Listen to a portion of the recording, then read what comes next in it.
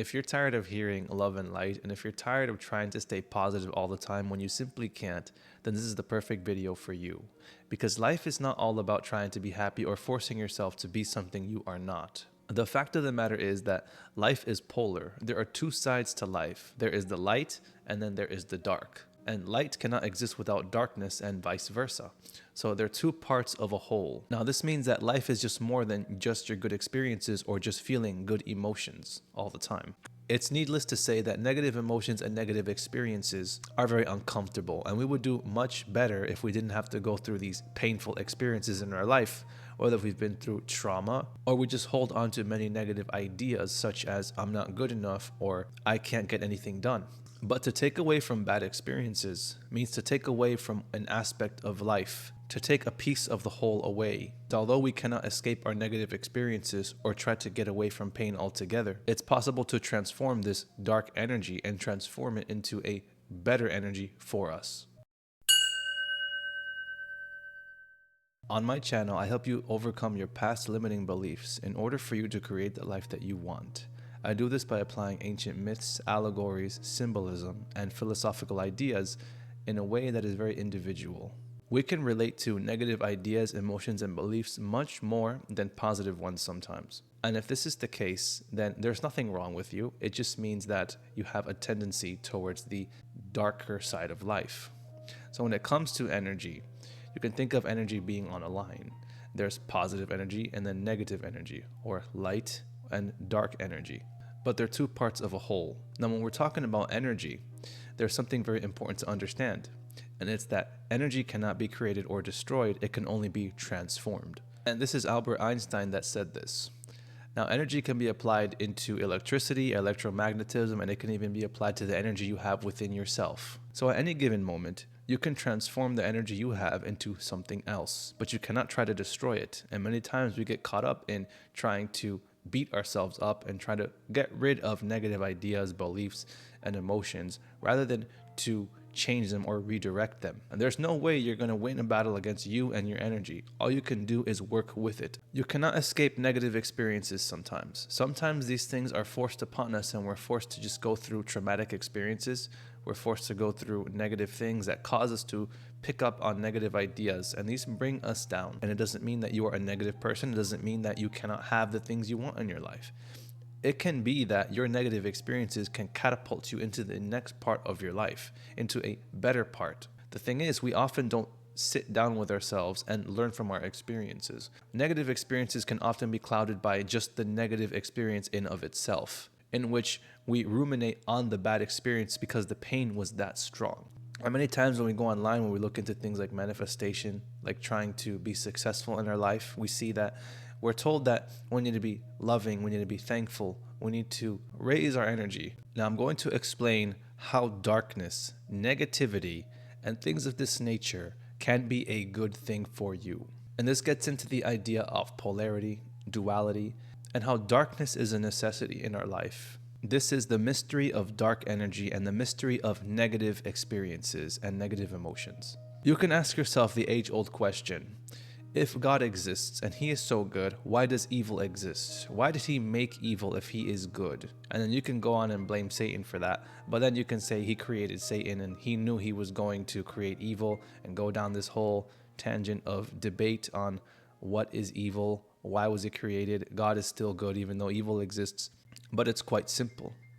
The fourth Hermetic principle is the principle of polarity. And this explains that everything is dual. Everything has its pole, everything has its pair. Everything has its pair of opposites. And this explains how opposites are identical in nature. So you can think of a line, and now good is on one side and evil is on another, but they're on the same exact line. They're just different in degree, just like temperature. Hot is over here and then cold is on the other side. But it's the same thing known as temperature. Where hot begins and cold ends depends on however you want to see it. So we don't call hot evil and we don't call cold evil. They're just opposites. We don't call one extreme of temperature evil and one extreme of temperature good. We actually call the middle perfect, where it's just the right temperature. If it's too hot, that's uncomfortable. If it's too cold, it's uncomfortable. And this can be applied to yourself as well. The idea is not to live in a perpetual state of joy and ecstasy and happiness. The idea is to learn from all of your negative experiences and then transform those experiences. If you've been through something negative, which there is no way you haven't, living here on earth as a human being, then it's something that you must learn from and then transform. You cannot escape evil. You cannot escape darkness. You cannot escape bad things from happening to you. This simply means that you have to learn from it. So then evil of itself is not actually evil. There is something good to be extracted from evil. And this is what is meant by God is good. Because although evil exists, there is still something good that can be extracted from it. Therefore, it doesn't make it completely evil. In the Bible, it says that God created light and darkness. In Isaiah chapter 45 and verse 7, it says, I form the light and create darkness. I make peace and create evil. I, the Lord, do all these things. It's very simple and there's no need to overthink it. Good and evil are part of the same thing. As I mentioned before, they're part of the same whole. To be holy means to be whole or complete, having both sides to you, light and dark. To be perfectly balanced in equilibrium with understanding the darkness of this world and the light means that you are essentially a whole, complete human being. Darkness is important to some degree, just like light is important. When you plant a seed in the ground, the seed needs to be in darkness before it can sprout. And this is a story of us. Sometimes we need to be in darkness so that we can sprout. So you can think of the traumatic experiences you've been through, or the ideas that you have, and all the pain you've been through. All these things have served a purpose in your life. And then once you learn from your negative experiences, you will reach a different state of consciousness in which your energy will actually be uplifted into a different state. Once you transform that energy, you put your vibration on a different frequency. It's not just a frequency of being happy and joyful. It's a different one in which you are at equilibrium. It's a very special type of person that has overcome the darkness and overcome the negative experience in their life. Now, one of the easiest ways to transform this dark energy you may have, these dark feelings, is by being at peace with them and understanding that these parts are vital for your growth, for the expansion of your consciousness. Now, you can think about this. Usually fear, doubt, anger, sadness, guilt are considered things that are dark, negative, and not good for you in any kind of way. Now, rather than fight with these negative emotions, it's important to understand them for what they are. It's important to accept them for what they are, as they are. The trick of overcoming negative emotions is not trying to fight them. The easiest, simplest way to overcome them is to be at peace with them. Because if you are at peace about being angry, fearful, doubtful, guilty, you cannot possibly be overly anything. You cannot be overly angry, overly guilty, or overly doubtful. When you are at peace about anything, you are simply at peace about it. And then the emotion goes away and it's transformed. Because you cannot be at peace at something and then feel something else. It's only when we feel negative emotions, we add on more negative emotions and then we get overwhelmed. We can only usually handle about one emotion at a time. So many times what we do when we're feeling negative emotions, we end up sinking deeper into the darkness and then we are overwhelmed. So if we are doubtful, for example, or if we are feeling afraid, usually we end up feeling sad on top of being afraid, or angry on top of feeling afraid, or all three. So we're just adding on to emotions and then making the experience more layered. If we can say to ourselves, I am afraid and that's okay, then we resolve it. If we say, I am angry, but that's fine.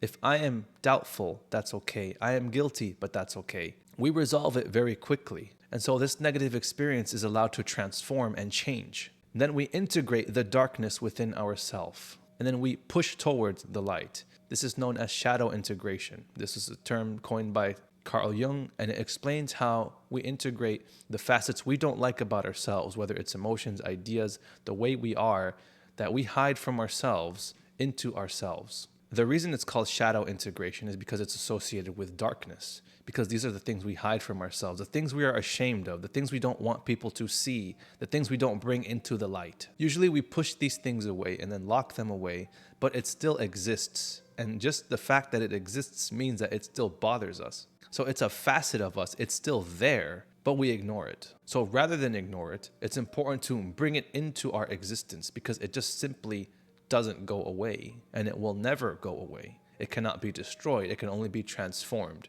It must be integrated within you. Many times, the thing we push away in our life, our ideas, our beliefs, the things we don't like about ourselves, are hidden away in our subconscious mind, which is also associated with darkness as well, because we are not aware of these things immediately. There are many things in our subconscious mind that we're not aware of, and they're obscured by darkness. They're obscured by us ignoring our own experiences. So it's of the utmost importance not to fight with yourself, because ultimately that's what you are doing when you're fighting with the negative experiences in your life.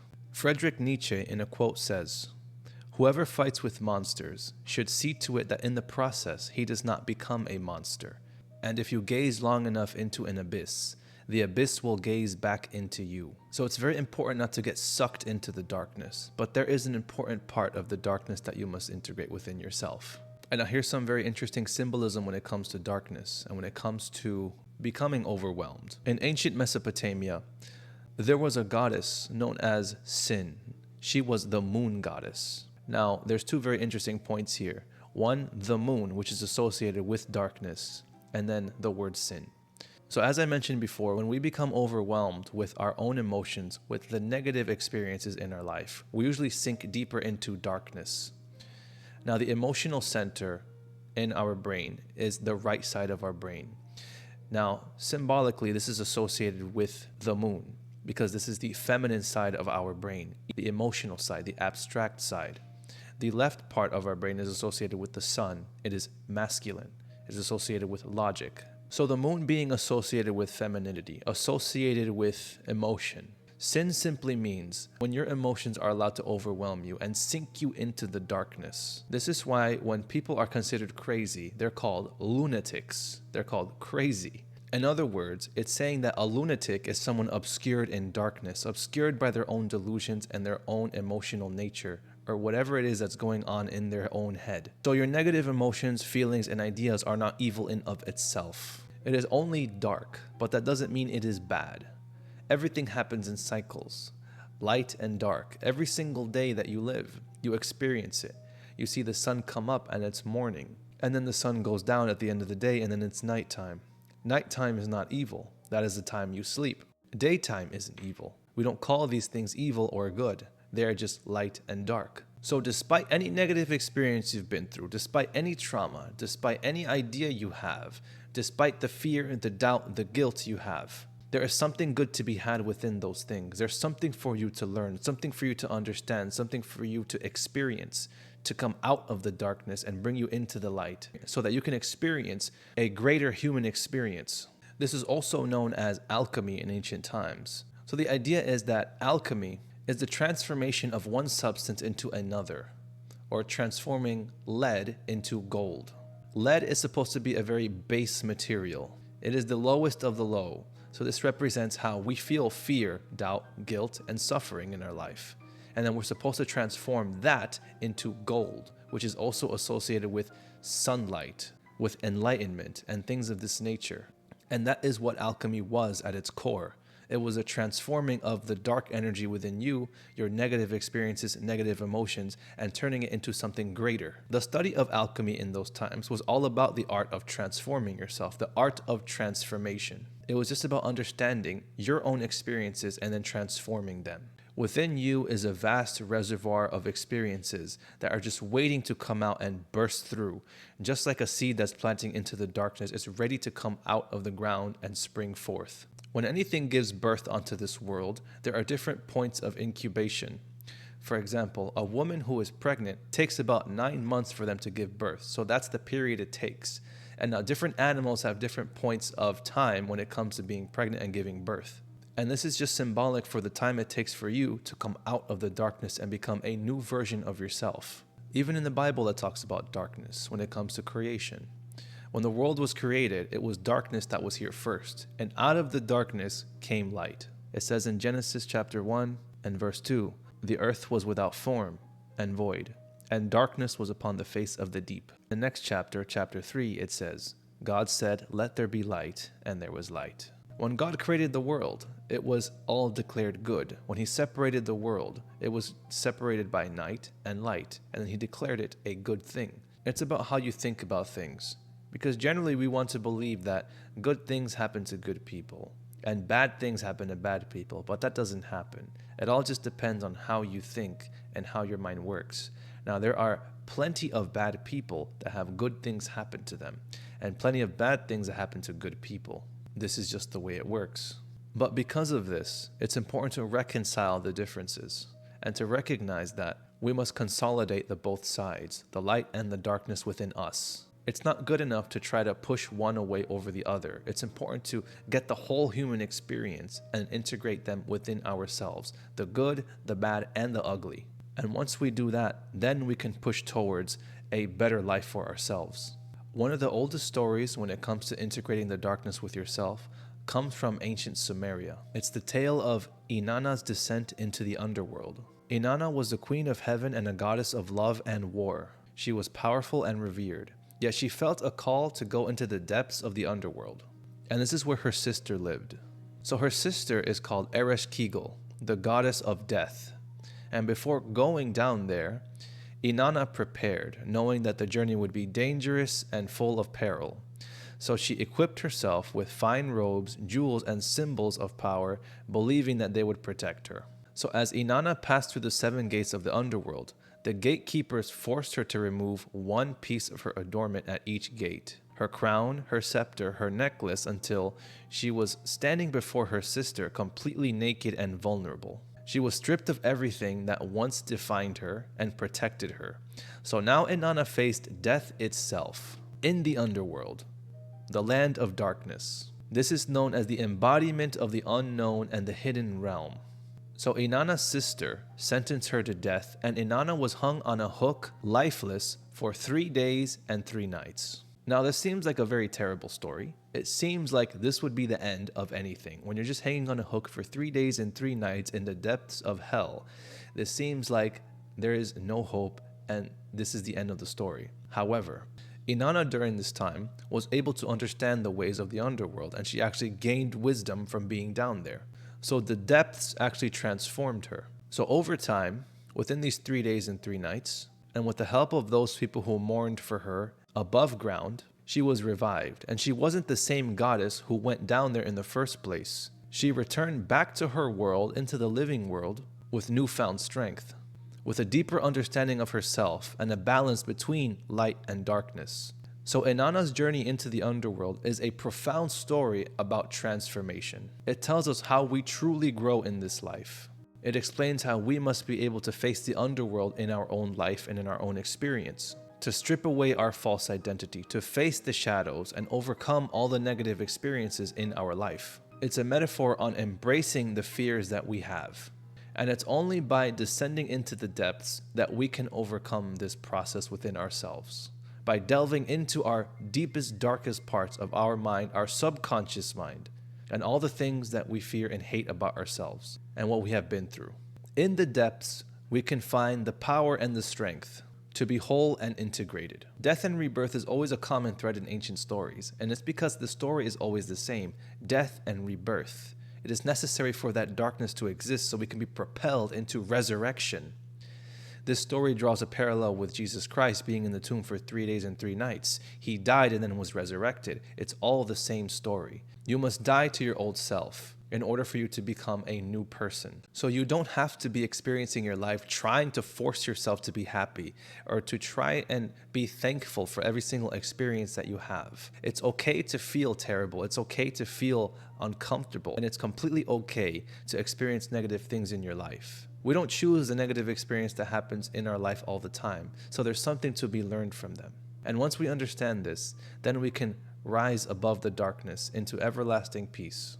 But until then, it's important to understand what we are going through now. So take your most uncomfortable experience, your most traumatic experiences, and learn from them. Seek help to overcome them, and do not be a victim to them any longer.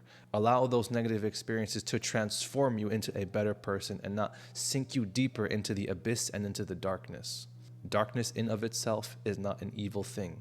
It can propel you if you just learn from it. But hopefully this video helps you to integrate the darkness into your life and help you become aware that it's not all about trying to be happy all the time. If you guys have any questions, feel free to leave comments in the comment section below. I'll be more than happy to answer any questions you guys have. Like this video and subscribe for more content like this. Thank you guys for watching. I'll see you guys in the next one.